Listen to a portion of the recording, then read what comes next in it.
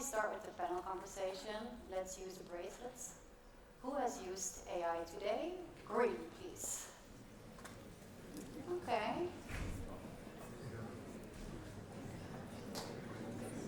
That's great.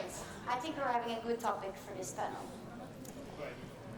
Let's start with something concrete right away. Can you quickly present yourselves and also share one specific AI tool or application you have used this week that actually made a difference in your work? Marta. Hi everybody, my name is Marta Strykowska. So I recently transferred my career from product manager / e-commerce manager to actually starting my own company. And I'm now consulting companies on AI adoption. I also train a lot of individuals, predominantly women, because I want to get more women to AI. And I'm just like really into vibe coding myself, so I'm also building a lot of products if I still have some time left.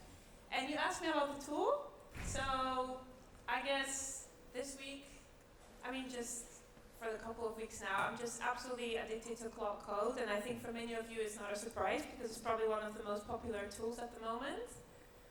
What sort of difference it made in my life? I cannot live without it. As a matter of fact, yesterday it was down and I just felt like, what am I going to do?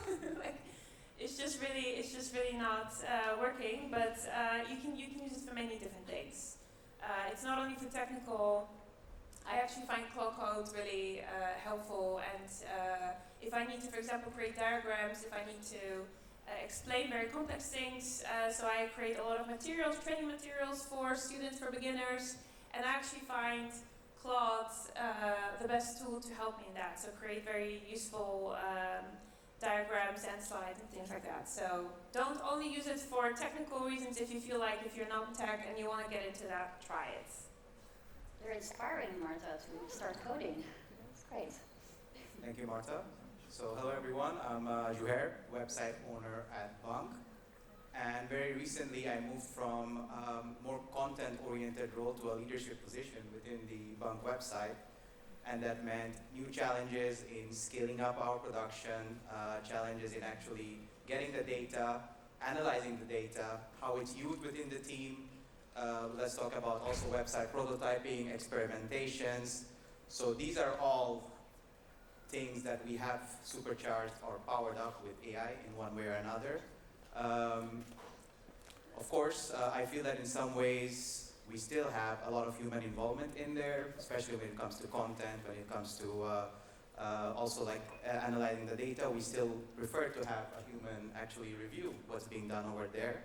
But at the end, I find it very exciting, and I think that it's a great way for experts to actually move faster and be more not reactive, but be more proactive in moving forward with the implementations of content and implementation of how we optimize our website for content, for conversions. Right. Thank you. I am Sanne Höweler. I'm working at Gemeente in Haag. For the non-Dutchies, it's good to know that Gemeente is a municipality, and in its municipality, The Hague, and The Hague is the municipality where all the government is located. So in the Netherlands, we don't have our government in the capital Amsterdam, but we have it put aside in The Hague.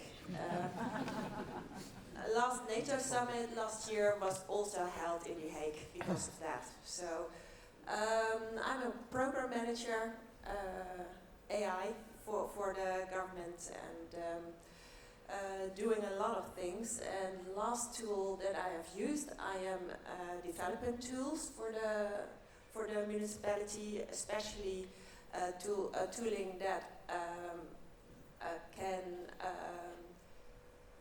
create, especially tools that are,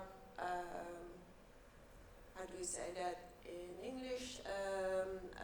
You can say in Dutch. For privacy matters, that all our data is held within in our own systems, in our own IT environments. So I'm creating that for example, a transcribing tool, but also creating the IT environment as Azure Foundry, for example, so that we can have a lot of AI solutions within the municipality.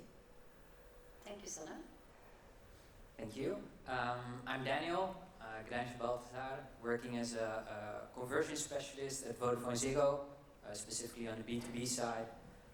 If I have to describe my job in a sentence, I use quantitative research, data and A/B testing, and qualitative research, prototyping, user interviews, to actually improve the customer experience over B2B websites. If I have to think about the last time I used AI, it was yesterday. We actually had a test set up in Lisna where we wanted to validate some designs that we had, did some user research, and always the part with the open answers is kind of what takes a lot of time to review. So it's nice that with the Vodafone Ziggo GPT, I can just categorize the answers. I still read them all because I want to know what's in there. But the categorization part and actually finding the optimizations is way, way faster. Super. Hi, I'm Alistair Garrison. I am head of AI innovation for Level Access. I actually built an AI native company in a 6-month period, and then I sold it to Level Access to become their head of AI innovation. So that's how fast things are going. My tool experience, over lunch, whilst I was eating my lunch, I had my machine build a bunch of code that was then running a local LLM model, just an open source one, 900 files, which is something that would have taken maybe 2 weeks of work previously. And so whilst I was eating my sandwich looking out the window, that machine was doing 2 weeks worth of work. Wow, amazing. But let's do a little reality check, because it's not always going well, right?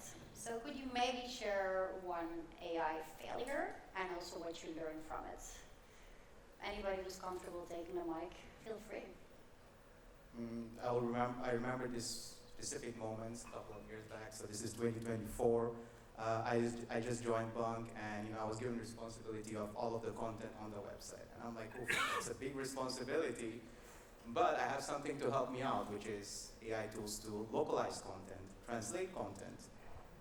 And as someone who doesn't understand half of those languages that was going on over there, I wasn't really paying attention to or QCing what was on the website at the time. And surprise, surprise, get a bug report from a customer, hey, this doesn't look right. I'm like, okay, that was quite embarrassing, I would say, as a content owner.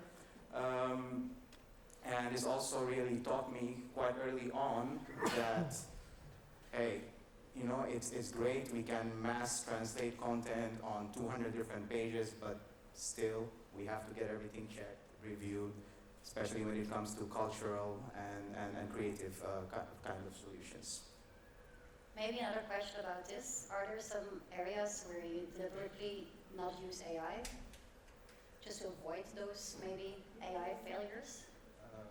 Yeah, so I think another thing which we were considering a lot was using AI-generated images, especially when it comes to showing people rather than the product. And I think that in a lot of cases, what I realized from experimentations is that when big brands are out there trying to put AI content on their websites, on their marketing content, it does hurt the customer trust quite a lot. We are not there yet. And I think we still have to make some strides in that regard. I think culturally, first of all, and also the quality of content that is put over there. But it is getting better over time, I think, and I think it's also a lot in the context of how it's being used on the website. Thank you. Another failure? Yeah, I think to add to that, AI is really good, for example, for brainstorming, coming up with new ideas, but I think where we're explicitly avoiding AI is we are not going to ask AI to come up with a marketing strategy or what the pricing strategy should be of products and services. And I think also one thing I see happening with AI is it's really good as an assistant, but if you don't have the knowledge, I think people who just came out of uni or the new trainees that start, they sometimes have a hard time to evaluate whether the output of AI is actually good. So they'll just copy paste it in a slide deck, present it. And it's really important to have the critical thinking, and also I think to teach people within the company how to critically assess, so AI becomes an assistant and not a magical answer generating machine. Thank you. I would not call this failures, but big learnings, so thanks for sharing both. Maybe Daniel, a question for you. Can you quickly explain how your teams are currently working with AI? One easy use case, if we dive into Contentsquare, let's start with that one. In the past, screen recordings would take, analyzing screen recordings would take a lot of time. Luckily now we can just summarize them 10 at a time or even more to faster get to bugs, problems, or user frustration. Another thing we see at Vodafone Ziggo is we have 16 CRO specialists across the entire company. There's a lot of teams who don't have a CRO specialist in their team. And I think the thing they struggle with the most is, how do you even form a hypothesis? How am I going to write something down that I'm able to test? This is something we've added in the Vodafone Ziggo GPT. So people can throw in what they want to test, and it actually rewrites it into a testable hypothesis. And it will also give them feedback from what is missing from their initial statement. So teams that don't have the CRO people start to develop that experimentation mindset. Thanks. Marta, for you it's, I think, a different vision. You work on the other side. So you help organizations build AI readiness. What would be the biggest misconception you see that customers have towards AI?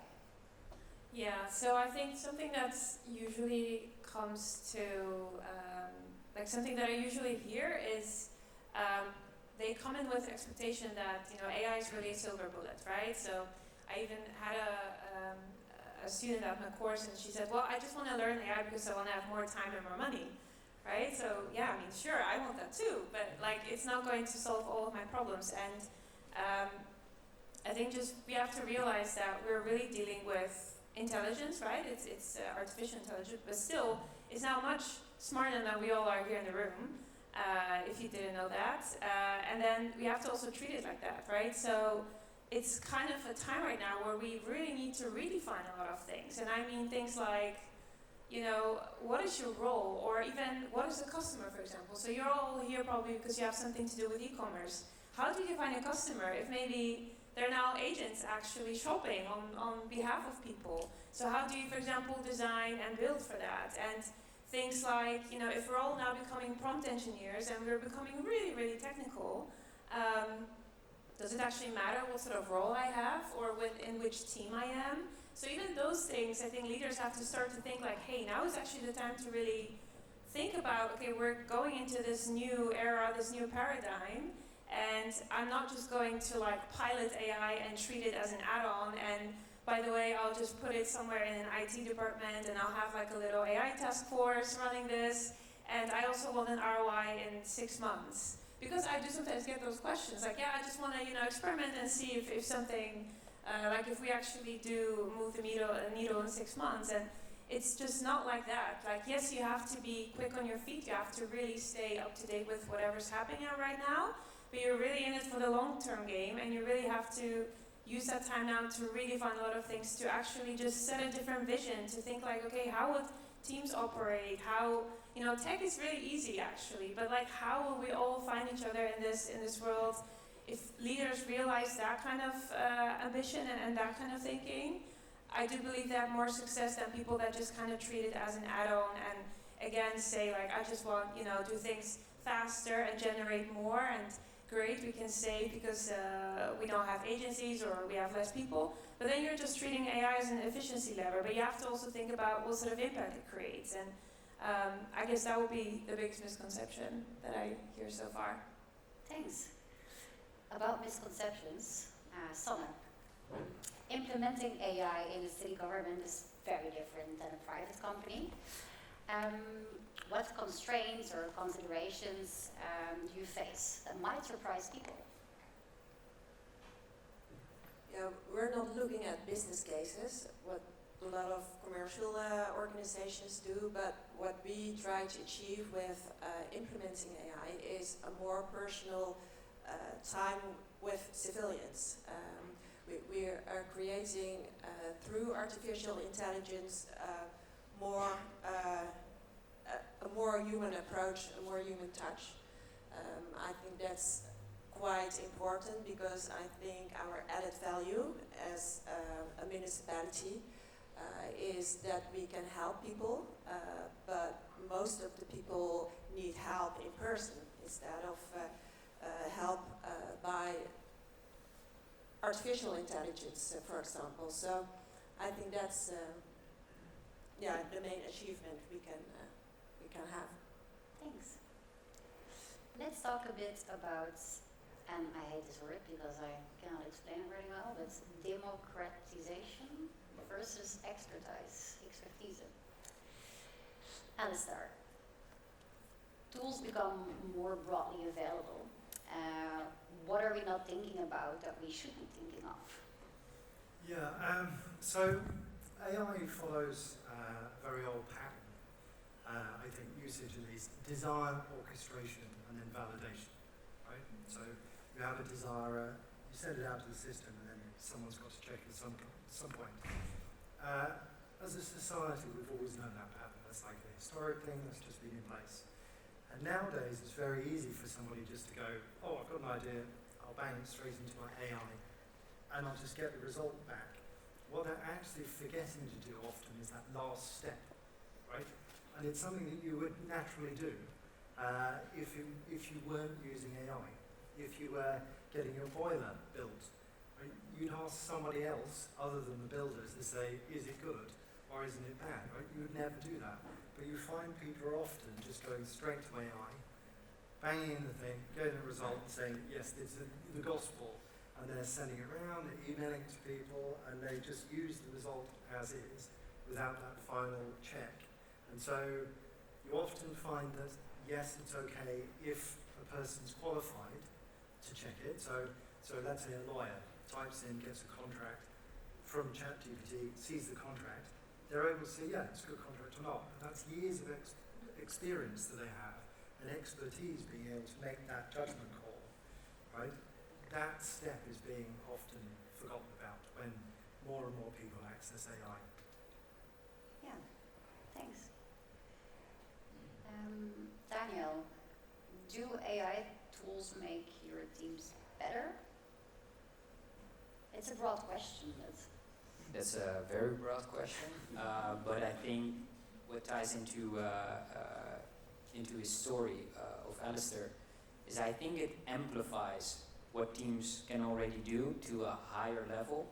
The example I gave earlier about the trainees or people who don't have a particular skill set yet, for them it's very hard to evaluate AI output. And it's even hard to know what to prompt, what kind of questions to ask, because that knowledge is not there yet. So I think for companies it's important for young development to really train them and help them so they develop that expertise, and then AI can accelerate the way they learn. Because otherwise, people will just deep dive into the tools, take anything that comes out of it at face value, and just present that as the absolute truth. Yeah. Gerard, do you maybe have something to add on it? Well, I think quite often about this, especially considering that there is a strong push within Bank to employ AI tools. Also, I see my team is quite small. We work with 2 developers right now. And what I noticed is that AI is not a replacement for experts. So I agree with both of you here. I think that's the common sentiment about that. Like, you can't give an AI tool to someone who just started out and say like, hey, I expect you to work as an expert. No, that's not how it works. We still need expert opinions, the experience, the wisdom which comes with working in a specific field. And that is not, AI is not replacing that anytime soon. Though I see benefits in how it allows you to, organize information, how you organize data for yourself. It's going to supercharge your learning. It's going to supercharge how you actually become an expert if you're using it right. And I see that as the main value that AI tools are giving. So these are, more of the generative AI tools. But at the same time, I see a lot of value as well as coding tools, right? So you have Claude, you have Cursor. That's how, my developers are creating prototypes much faster. At the end, they are being reviewed by, teams of experts. And I think that, for me, is the right balance of using AI tools at the moment. Okay. Thanks. One last question for everybody. If you could give the audience one tip today about the usage of AI, or the boundaries, or which path to take, what would it be? Marta, starting with you. Yeah, so I would really encourage everybody to start building with AI, because the fact that you just have ChatGPT, it's generating text or writing your emails, it's amazing, but I think we kind of are going beyond that now, and the gap is really increasing between people that are just merely like consuming that technology. I see a lot of people that are, for example, like, they have the same question and then you just start adding new chats the same time.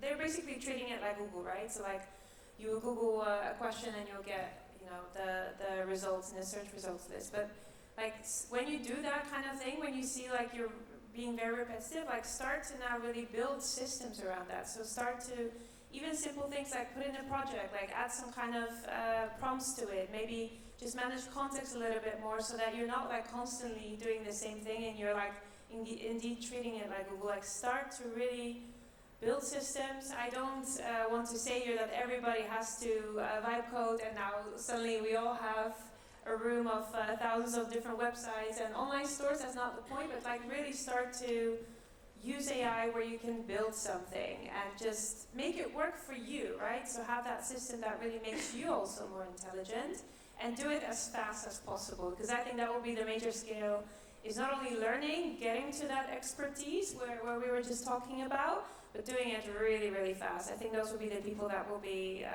the talents that will stand out most. Don't miss the AI train. Yeah. The rocket, as I always say. Yeah. I can pass it over. Yeah. So what's one piece of advice Yeah. on how AI could be used? Well, I think for me, it really is, I am a very curious person by nature, and I think with AI, I have access to getting quicker answers to more questions, questions which help me out in my personal life, on my job. But I also have to be careful about what information I'm taking in from there. And I think that would be my biggest lesson, that the tools are as good as the experts that are using it. And I really don't see it anytime as a replacement for people, and I really don't expect it to become a replacement for people.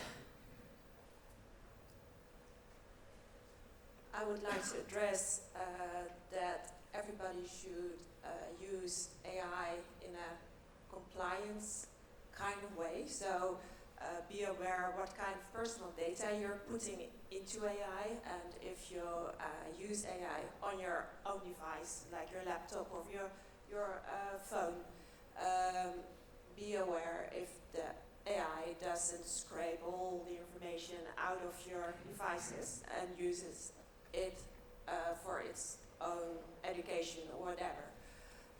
So keep thinking yourself.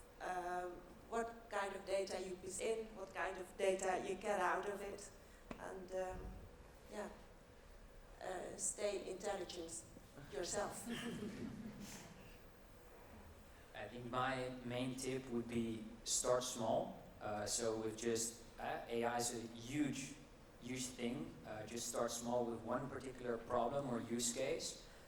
Find a couple of people in a company that have the same problem or use case, and just say, okay, in 2-3 weeks, let's see how we can do this faster or better with AI.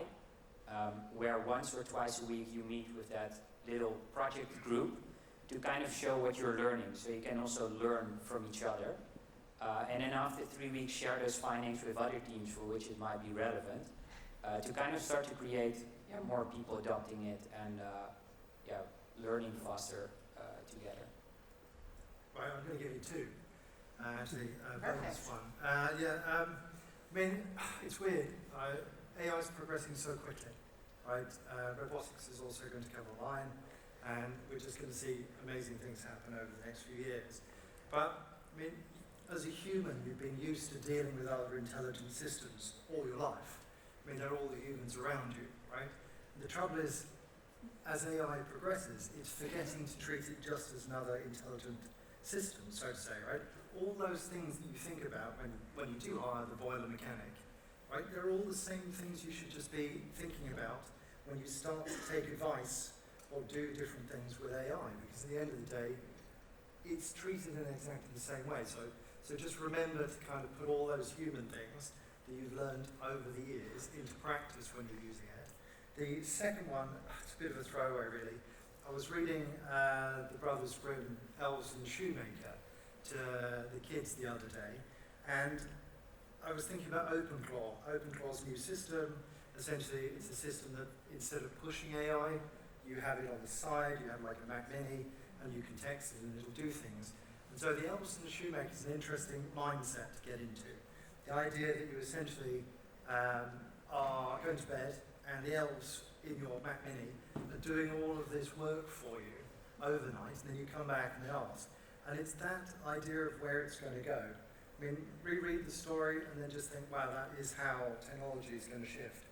And it's not within 2 years, it's within the next 6 months. You know, it's those kind of timescales. Thanks for the tips.